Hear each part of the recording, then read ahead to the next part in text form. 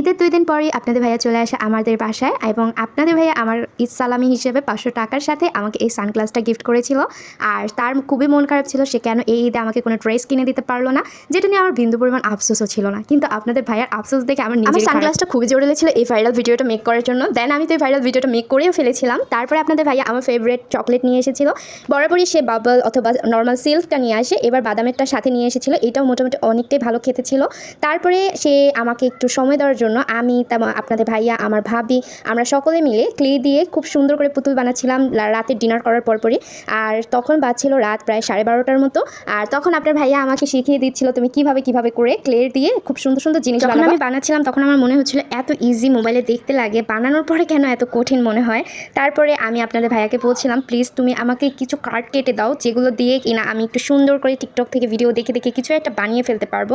আপনাদের ভাইয়া আমাকে হেল্প করছিল, সে কার্ড দিয়ে সুন্দর করে একটা শেপ করে কার্ডকে কেটে দিচ্ছিল, যেটা দিয়ে কিন্তু আমি একটা সুন্দর একটা ওয়াল হ্যাঙ্গিং বানিয়ে ফেলেছিলাম।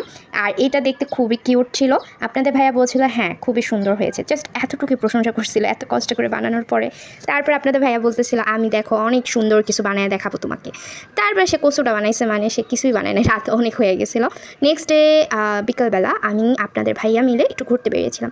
আপনাদের ভাইয়া আসলে আমার প্ল্যানিং থাকে সে আসলে আমি কী তাকে বানিয়ে খাওয়াবো এবং কী নাস্তা রেডি করব, এইগুলো নিয়ে আমার মাথায় সবসময় ঘুরপাক খায়। আর আপনাদের ভাইয়ের মাথায় সবসময় ঘুরপাক খায় সে আসলে কোথায় ঘুরতে যাবে। দেন আমাকে জোর করতে থাকে চলো বিকালবেলা ওইখানে যাই। দেন আমি বলি যে বাসায় থাকলে আমি তোমাকে ভালো মন্দ কিছু বানিয়ে খাওয়াতে পারি, যেটা আমরা বাইরে না কিনে খেলে মজাটা একটু ভিন্ন হতো। তারপরে আপনাদের ভাইয়া বলে হ্যাঁ খাওয়া যাবে, ওটা পরেও খাওয়া যাবে, আগে আমরা একটু বাইরে ঘুরোঘুরি করে নিই। তারপরে বাড়ির আশেপাশে একটা জায়গায় গিয়েছিলাম, সেখানে কিছুটা ভিডিও মেক করেছিলাম।